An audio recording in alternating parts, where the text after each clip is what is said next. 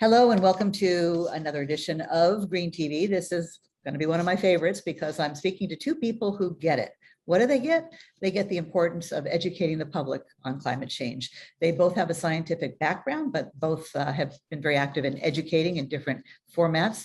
I'm talking about Ted McIntyre and Mariah Tinger, and they do a podcast called The Climate Minute. They're based in Massachusetts, but they do cover the greater global climate problem and related environmental challenges. And they've had a podcast that's been going on since 2010. So that's almost as long as I've been doing it. I started in 2004 with my radio shows. And you have something like nearly 800,000 downloads, which is very impressive. Mazel tov. Also about 800,000, let's see, 800,000 downloads and 900 episodes. Is that right? That's a lot. In that neighborhood, yep. Welcome to Green TV. I wanted to have you back not only to return the favor, you had me on twice in the last year, and we had a lot of fun talking about how mainstream media just doesn't get it. And we can talk about that today as well, because it's 2022 now, and there's still no programming on any network on a regular basis, other than the occasional, Earth Day or maybe Climate Week in New York week that, is just fleeting. And it's good. It's always well produced because they have a lot of resources, the news networks, but that's it. Then you go away. And yes, they're covering climate change more often than they were, which is saying a lot and not saying very much. What it's saying is it's no longer really climate silence. That's not quite accurate, but it's certainly just the tip of the melting iceberg. And they go to, a Michael Mann or Catherine Hayhoe, and, Michael will talk about we have urgency, but we have agency. And we need to act. And then they go to commercial, or Catherine Hayhoe now is saying the most important thing you can do is talk about it. And she's right. And that's what we're doing here. But of course, it can't end with talking, but we can't solve problems that we don't understand.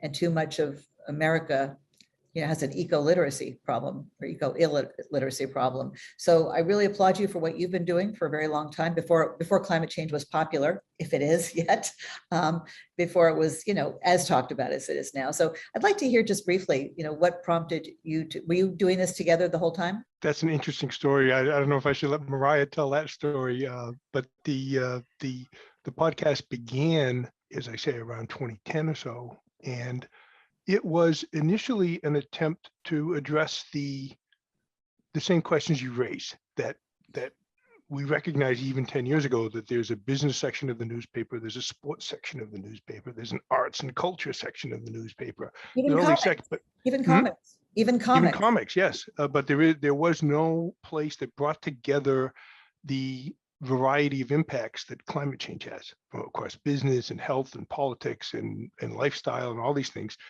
But at the same time, we began with a effort to try and publicize local stories and essentially spread the calendar for the Massachusetts Climate Action Network. This is back 10 years ago. So each podcast would be a discussion of whatever was hot in the news at the time. My memory was that me and myself and my co-host at the time, Rob Garrity, who was the director of MCAN, we would meet every Friday morning at the Dunkin' Donuts near our homes. And if you're not from Massachusetts or from the eastern part of the United States, Dunkin' Donuts is sort of like making the Hajj. You have to get to a Dunkin' Donuts at least once a day to get your coffee. Anyway, we would meet there, and the podcast was as if the room that we were in was the third character, because there would be people ordering their coffee, the janitor coming by, banging the tables as he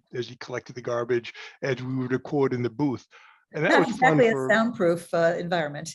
Absolutely not a soundproof environment. As we went on, our friend D.R. Tucker joined, right? And D.R. Tucker is a wonderful guy. I hope that you were able to have him on. I don't think he can be here today, but he is a fountain of good information. Very smart. Such a smart guy. And he was for years. And then, I don't know, Mariah, maybe yeah, I can jump 5 or 6. You tell that story. So I was an enthusiastic listener of the Climate Minute. That was kind of my go-to for sort of getting an update about the news and sort of sparking some interest in maybe a topic I hadn't been thinking about, because there's so many avenues you can explore with climate communication. And then I was at do you remember the conference? It was an MCAN Toxic Action Group conference. Yes. Right? Yeah, yep. A couple of years ago, came across Ted, who was a celebrity to me, right? Because I had listened to him so often, and I said, and so we just started talking, and he invited me onto a show, and it was so much fun to talk to him and DR. So the three of us were co-hosts for a bit, and then DR had, I think, a lot going on, and moved to something else, and so Ted and I kind of ran with it for a little while, and it's been a lot of fun. So It really is fun to talk about it with people who get it, who are also, into broadcasting or whatever the current equivalent to broadcasting is, because there aren't too many of us, right? More now, there are climate podcasts, but there certainly weren't until a couple of years ago. I remember reading a book. So this idea came from Al Gore, who had many original ideas, but what he was saying was that the media today, the internet, and in particular, I think podcasting, is the equivalent of Benjamin Franklin buying a printing press in 1776, right? It was a very low barrier to entry, right? You didn't have to be a professional. You could publish something, you could use the channels. And I would say that while there are not that many, there is a growing ecosystem of climate-related podcasts that are essentially self-started, and they range from institutions, Yale and these big groups will have a podcast, but then there's people that just started up because they feel a passion. I would say that one of the interesting things is that it's podcasting is a path in that anyone can do. It is not magic, right? So if anyone's listening to this podcast and they got a hankering to explain the news, they can set that up. What I've tried to do on Twitter is every time I see a climate related podcast, I retweet it with a hashtag climate podcast network. So now if you search that term, you find a whole bunch of different interesting podcasts that are sort of pulled together that way. So I would say if you want to start a podcast, start one. Well, it has democratized content, both in terms of the content creators, because it is open, and it also has, let's see, I mean, it's good that there's a plethora of them now relative to what there was. But, I'll tell you, for someone who's, a professional broadcaster from way back who invested many years thinking, surely when the world wakes up and wants to know what's going on in the green world, they'll be not going to build in a path to my door or something, not what the expression is. But by the time, our society kind of woke up and smelled the carbon, like in the last 5 to 10 years, didn't matter if you had a broadcast background. Everybody and their mother was doing a podcast. So that's my personal, professional kind of like, oh man. But the good news is there's many more people out there talking about it, which can only be a good thing. I think it's a vast range of quality too. Well, go ahead, Mariah. Well, I was just going to say, I think Greta Thunberg sort of called out at the last COP, said, look, media, this is your time to shine on climate change. We need you to be pushing things forward. We need you talking about it. And so I'm working right now on a PhD in climate communication, because to a large degree, the communication about climate is sort of the biggest failure of our pathway to addressing climate change. Greta Thunberg at the COP, the most recent conference of the parties, talked a lot about the importance of communication and said, media, this is your time to shine. This is your time to get the message out there. And I think she is right onto something with one of the biggest failures of the climate crisis has been to communicate about it effectively. So I'm pursuing right now a PhD in climate communication, and we've come a long way. I think there's been, I think, something like a 30% increase in how often, and probably even more than that, I think that's an old statistic, but a vast increase in how often climate change is covered in the media. But it's as you have mentioned, Betsy, it's not nearly enough. And that's where the real problem is we need to be talking about it. Absolutely. There has been an uptick for sure, and it's welcome. But I think the most recent annual look was 2020, and Media Matters came out and said that climate coverage amounted to something like 0.04% of all the network news coverage, not even 1%, really. Like I had to blink 5 times, and I, like you, noticed this stuff. I knew it was low. I didn't know it was that low.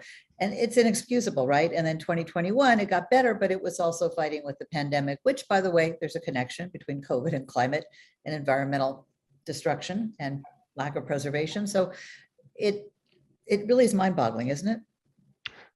I guess I have a question, is whether or not, so I think about these things as well, right? You say that the story of the century, of the millennia, is the threatening destruction of the planet through climate change, right? But there are other massively important stories from childhood hunger around the world, right? In the United States, the threat to democracy. The question is whether or not the problem lies with a blind spot that the media has for climate issues, or just the structure of the media that is blind to anything other than a feel-good story. I mean, I don't know if you saw that. There's sometimes all the bad news, but not the bad news that matters most, by the way. But I mean, the story I saw was of a town where they could not hire the ambulance drivers anymore. So the Eagle Scout from the high school got his CDL license so he could drive the ambulance, right? And that was presented as a feel-good story, inspirational. Look at this, fine young, very noble thing that he did. But the big story was the collapse of the infrastructure that allowed them to end up with no ambulance drivers, right? And so that's not a climate issue. That is the way the media works for clicks, right? You're being sold. Yeah. And the question is, if you went back to a day where the news was not paying for itself, right, through advertising, would you get a better, right? So I mean, I say that's a question. Is it blind? Is the media blind to climate, or is it just blind to anything that's confusing and a little bit challenging? Well, it's clearly not blind to COVID. Look how the coverage shifted on the All News Network. And they went from politics almost all day and all night to, COVID almost all day and all night.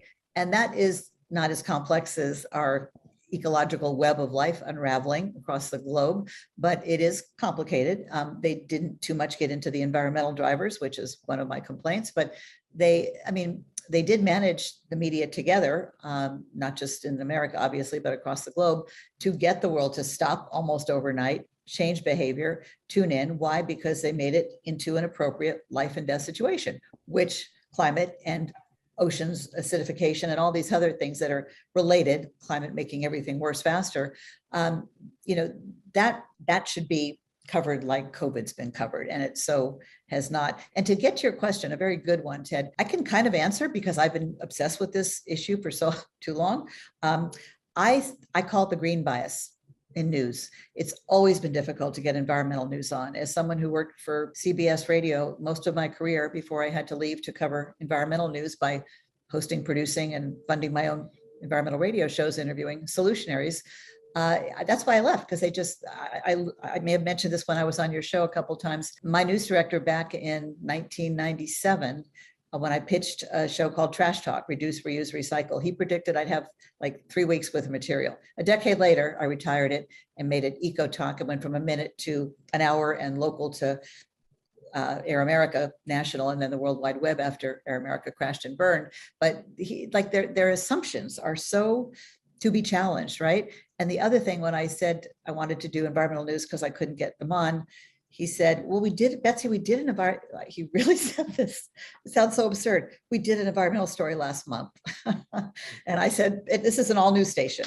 I said, but we do traffic and weather every 10 minutes and sports every half an hour. Like, what is it about environmental? So there's absolutely bias, and it continues to this day, okay?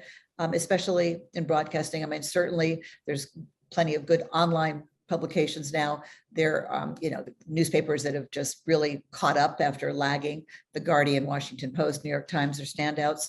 And there's, more on radio and podcasting. But as far as the television networks, and the reason I'm kind of obsessed with them is they still have millions of Americans who get their news from their morning shows or their 24/7 cable news, supposed news shows. And that's a big chunk of the mainstream audience still.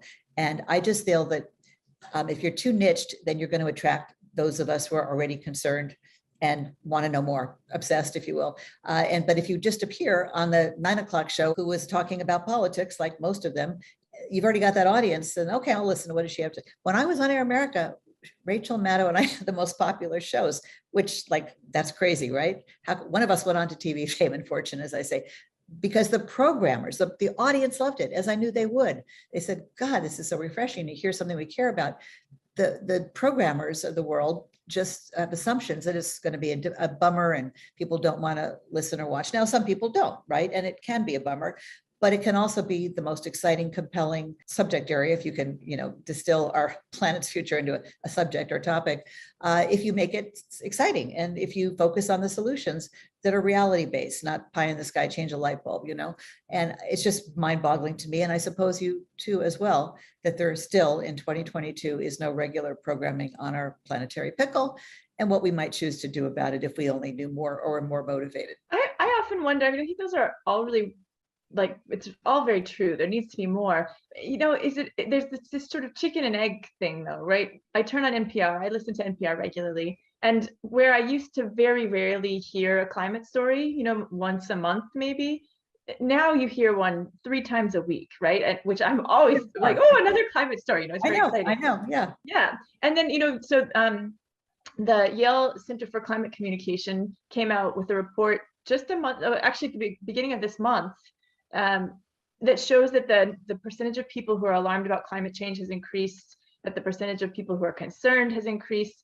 All of those numbers are trending upward. And so is it that now the media is playing more climate news because there's more listeners that are enthusiastic about it, or are more listeners concerned and alarmed because there's more media playing, Yes, so I wonder. it's both. It's absolutely got to be both, but that's what's so maddening about the refusal to put this kind of programming on the big channels, for years and years and years that I've been pitching, because that it would reach an audience and then it grows from there. Once the more people who understand what's going on, the more want to watch to find out or listen, what can we do? But by not doing it, and with Fox, which, I talk a lot about, the right-wing media, to this day, downplaying climate science or COVID science for that matter, in this vacuum that was mainstream media, television networks, nature abhors a vacuum. Well, nature really abhors this one because the vacuum, is hurting nature, right? So part of it. What I've noticed is that there is, Katie Tur, who's on MSNBC, she's a mid-afternoon show, and she occasionally does a story, right, that fits right in. And I think it's the question of the chicken and egg question is a good one. I think they all want clicks. And so there's this sort of feedback loop where if your response to the story is acceptable, you can do another one, and it sort of spirals itself up. And I think that there are people I think people are smarter than you give them credit for. And many of them have heard climate change is an issue. And when they see California burning, right, there's some little thing that tickles in the back of their head, no matter what the propaganda style of the networks are. I think that there are things. I know here in Boston, there was a weatherman who I did a story on, and he is now in Iowa pitching climate. He includes that every day in his weather report, and there are increasing numbers of weathermen, so these sort of trusted people that can speak. And I think that we'd all agree, or Mariah, you probably know more than I do, but the value of a trusted voice in part of the problem is that no one trusts anybody anymore. So whenever anyone gets on TV, half the population gets to blow them off because, they're from the wrong side of the tracks, politically speaking. Is that right, Mariah? Would you agree with that? Well, yeah, and I think it's absolutely true that the value of a trusted messenger is essential, right? Doctors talking to their patients about COVID are going to have a lot of impact. And I think the trusted messenger extends for sure to climate. I think you do get a lot of traction from your local media that's talking about it. And that's why it's important to have those local stations talking about that stuff, because people, they do trust those are their trusted messengers, even if they are on a different sort of side of the political coin, so to speak.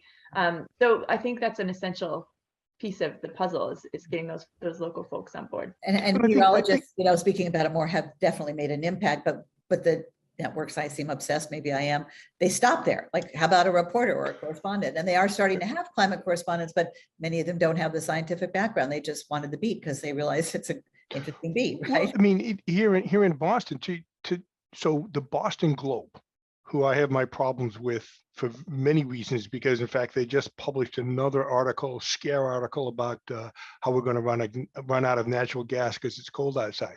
But the Globe has instituted recently a bona fide climate desk, right? Where they have a lot of articles, and they have it would appear to be quite capable people chasing down.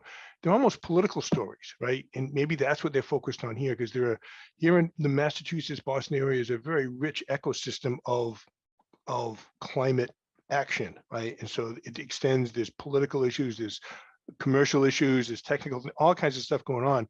And the Globe has stepped up.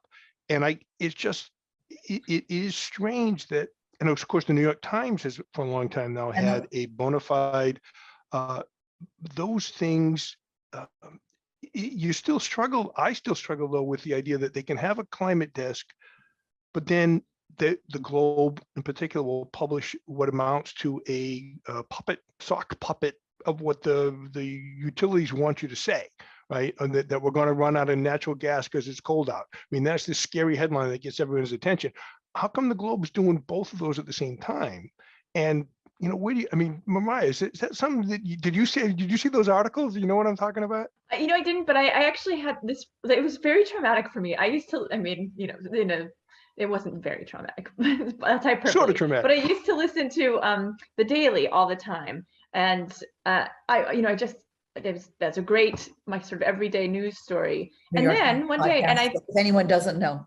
yes, exactly right. It's right, exactly, to the New York Times. And then I was listening, and all of a sudden an ad from Exxon about carbon sequestration popped onto the Daily, and the New York Times has pledged not to accept. I think they said they will not support fossil fuels. And so when they played this ad, I was so upset, and I immediately unsubscribed to the Daily, which, it was a loss for me because I really liked that podcast. It was a good podcast. But I hope you told them why. That's important. I did. Yeah, I did. I put a note up and said, I can't support you if you're going to be playing ads for, fossil fuel carbon sequestration. I don't agree with that. Well, that raises the question for me is, and this is one that I keep coming back to like a dog to a bone. I can't get a good resolution of it, whether or not the money that gets paid to the New York Times by these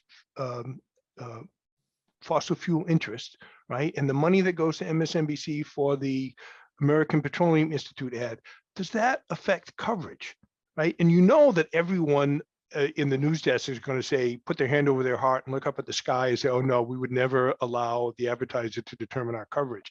But it is something you have to think about. And it sort of, it makes you not trust it so much.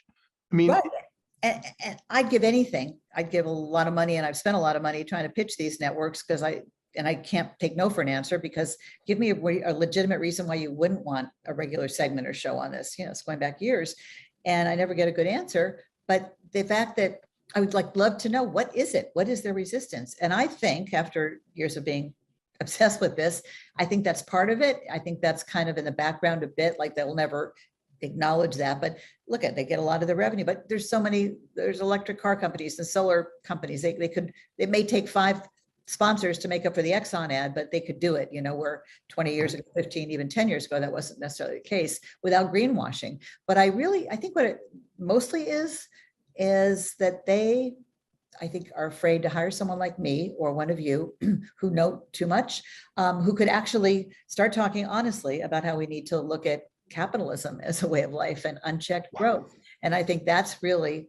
what they're afraid of, because they not only are selling stuff, whether it's oil, gas or not, or tchotchkes day and night, but they also pretend that everything's normal. Like I watch the Today Show and it's cheerful and chipper and everything's great. And there might be a story, but there's 90% programming on silly stuff, right?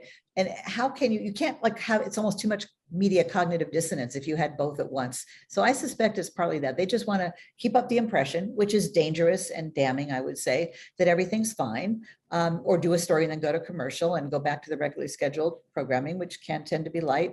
And this is the news shows. And it's like if they get someone like one of us on to say, the sky is falling, and it actually is, that they'll have a hard time just going to a silly commercial or Exxon ad, or coming back and doing steals and deals and extreme makeovers. It's like, they can't have both or something. In the real world, Mariah, we just watched the movie Don't Look Up. Mariah and I were part of this Lollapalooza sort of movie review, very interesting, where we went through, but I mean, that's exactly it. So Mariah, tell me, what do you got? By the way, I I listened mean, to yeah, the first so half of that right before we came on, and I loved it. And I want to chat about that for a few minutes. Go ahead, Mariah. yeah, I mean, of course, there's this very classic scene in the movie where, and you can see this in the trailer, so there's no spoiler here, but Kate Blanchett's character is talking to Leonardo DiCaprio's the scientist, and I think it's Dr. Dr. Mindy, and as well as Kate DeBlasky, who's played by Jennifer Lawrence. And Jennifer Lawrence is like, okay, this is really serious, and we are all going to die, and we need to do something about it, and kind of runs off the stage. And Dr. Mindy's like, and Kate Blanchett says, basically, the handsome scientist can come back, but the screaming lady cannot. And then they kind of, keep it light, everyone, and keep it fun, right? And so that really reminds me of that sort of this dissonance that you're talking about, Betsy, where it's like, no, we need to make it fun so people tune in, and so that we can talk about the rock star marriage that's happening, or not our lack of marriage, right? So there is definitely that sort of challenge. And I think a lot of something I read a lot about is how do you talk about climate change in a way that keeps people engaged, because fear is not a long-term motivator. So, the doom and gloom sort of David Wallace Wells, uninhabitable Earth, we're all going to die, doesn't work any more than the blithe, everything is great. You do both. You do the problems and solutions. And I did them in my 1 minute trash talk minute. Here's a problem, 20-second soundbite. Here's what you can do. I really think that's the secret. And it can be done if proper time and resources or attention given to that formula, because one or the other won't work on its own. And for media people who say, how can you make it interesting when it's a slow moving problem? Guess what? It ain't so slow moving. The glaciers are melting faster than the news executives are catching on to the fact that this is the most important story of our life. But just got to say a couple of things about don't look up. Kate Blanchett was, I can't believe, I can't say enough good things. Like, she nailed it. Just the looks. She stole the show. Also just keep relating to being Kate. Like, I think that's why I didn't get a segment or a show or even climate correspondent, because I'm very candid about it. But that's what we need. You can't solve a problem. First thing they'll tell you in AA, I hear, is, you can't solve a problem till you accept you've got one. And we certainly can't solve problems as complex as, all the ecosystems in decline and threatened without understanding what we're up against. And that's why shows like yours and Green TV can really help people understand what's going on, what we can do about it. I have never accepted the fact that you can't make it interesting. You guys probably haven't either. You wouldn't keep talking about it. What could be more interesting than the future of life on the planet hanging in the balance? And you don't need to make up a plot. I mean, I think the question of the narrative, I mean, that there's one of the reasons I find the climate stuff so interesting is because you can go off in so many different directions. I mean, the whole question of how to tell a narrative brings to mind the Joseph Campbell Hero with 1,000 Faces, which essentially the structure of the hero going out and learning a lesson and coming back a changed person, which Ulysses did and then Luke Skywalker did, right? It was all the same story. So how do you pose climate change as a mythic growth opportunity for the human race? And if you're going to create a narrative that matters to people, where people can see a protagonist, cheer for see themselves in the protagonist and want to be part of the solution, I think you have to sort of hang the climate story in almost a mythic setting, right? Mythic, not gods and demons and stuff, but I mean, a sort of mythical growth. Does that make any sense, Mariah? Yeah, I think the other important piece of it is connecting to people's value systems and really localizing what you're talking about. So, one of the things that I'm looking into right now is maple sugaring, and how climate change is starting to shorten the season for maple sap flowing, which means less maple syrup in the world, right? And so, people who make a livelihood off of that, or even people who just love maple syrup on their pancakes, that's a place where they can care, right? Because that's going that affects their life in a very real way. And I think that's one avenue into talking about these things and creating narratives, is connecting with people's values and what matters most to them. If you don't love maple syrup, how about coffee or chocolate or wine? Also threatened. Right. Also threatened. Absolutely. So it is important to tie it to people's personal experiences, for sure. And there's just no shortage. And climate is not the only environmental challenge connected to most of them, if not all of them, but there's so many angles and there's so many problems and there's so many solutions and there's so many people working on the solutions. We would never run out of material, nor sponsors, I say. So it's such a no-brainer. And I've literally pitched this to the heads of news networks, and I get off on it. My husband says, why? You know you're going to get a no, or they're going to ignore you. I said, I'm saving their responses for a book someday, because there's no legitimate reason not to.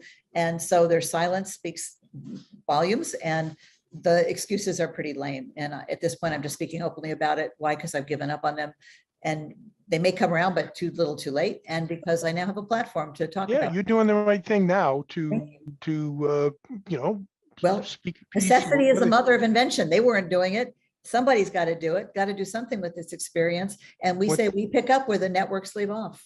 That's right. What's the phrase about speaking even if your voice is shaking, or right? That phrase about being brave. I mean, you're doing the right thing. It's that's what we all got to do. But I know I've got chutzpah, but that's because the facts are on our side and there's so much urgency. And I think that that's sort of one thing that we all need to do is find our talent and our skills and apply that to the climate crisis. Like if there's any one important thing you can do, yes, turning your lights off and driving electric vehicles and eating less, all of those things are nice, but they don't have the same kind of impact as you can by turning your talents and skills to addressing this crisis in ways that are impactful, in such as what you're doing, Betsy. Thank you. Exactly. It's funny because my first green feature was trash talk, reduce, reuse, recycle. And I tell young people when I get to speak to them in high school or college, think about what you'd want to do, whether it's medicine, law, journalism, and put a green twist on it, twist of lime, if you will.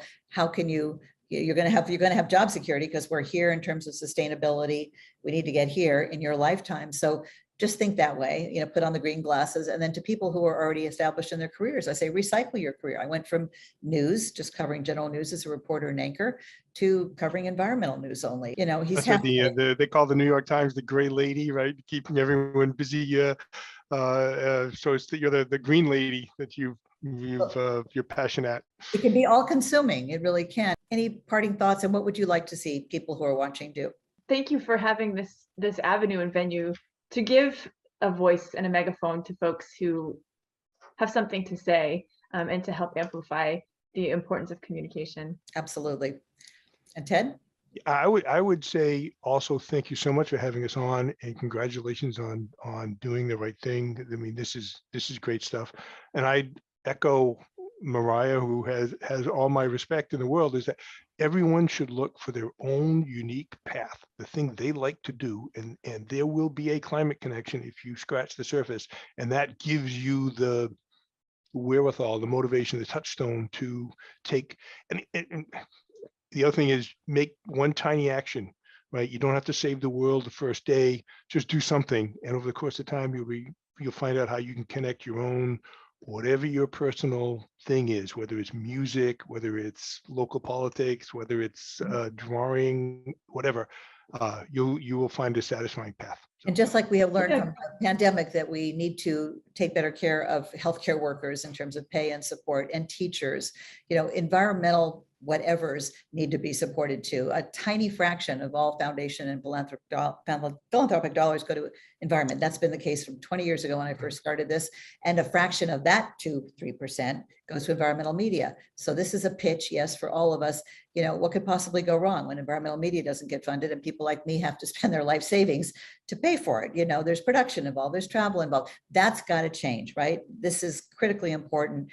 And think of all the money out there that's going towards bad things. So yeah, that's a little pitch. We need some funding, seed money, because guess what? There's sustainable products and service companies out there now that would love to be associated. I'm sure would like to sponsor your show or mine or any others that are out there. And that's what we really need to. Thank you so much, guys. I really want to read your book, Mariah. Say the name of it again and where we can find it. Oh, it's thank you. It's Protecting the Planet, Environmental Champions from Conservation to Climate Change. And you can find it on Amazon. Under Bud Titlow and Mariah Tinger. And you interviewed solutionaries basically for your book? I wanted we wanted the book to have a focus on positive solutions and people who are really getting out there to spread the word and make an impact. And there's so many more people now that I wish were included, of course, right? Hindsight is 2020. But it's a start, and it captured a lot of the great for you. leaders out And there. the good and bad news, I started doing eco epiphanies, and people I would interview, I'd say, how'd you get started in this? And I was doing like an anthology. All of a sudden, it's like, there are too many people. Like when I started, there were like I had a list of 20. Then all of a sudden it was 200. Then it's like, oh, that's the good and bad news. There goes my book idea, but better to have the solutionaries out there. Ted McIntyre, Maria Tinger, thank you so much for the Climate Minute, the podcast you're doing. It's so important. Thank you for hanging in there. And a special thanks for not only appreciating D.R. Tucker, a wonderful man who I hope to convince to come on when he's not working, but for hanging on this important piece of it, the media and the lack of media coverage and the costs of that. And that's one of the reasons I was so excited to be on your podcast and have you on Green TV, because I don't know any other that really has focused that much on the media's part in all this. It's really media malpractice, dereliction of duty, and it really needs to stop. So thank you for being so smart. And vote. Thank you. Okay. See you next time. Thanks, everybody.